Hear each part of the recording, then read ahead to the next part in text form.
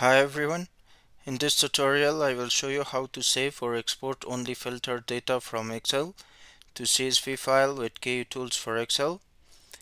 Kutools for Excel contains a useful tool, Export Range to File. It can help you export or save a range of selected cells to CSV, PDF, text, or other formatting files.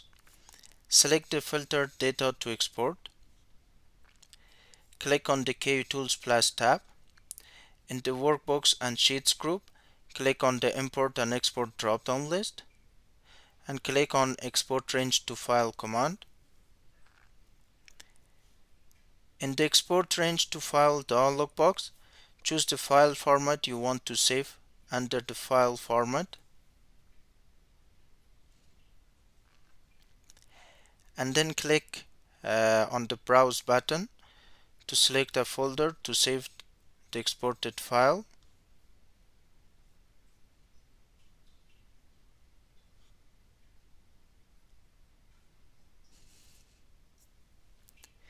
Then click the OK button. Again click the OK button and another prompt box is popped out to remind you to type a name for your exported file.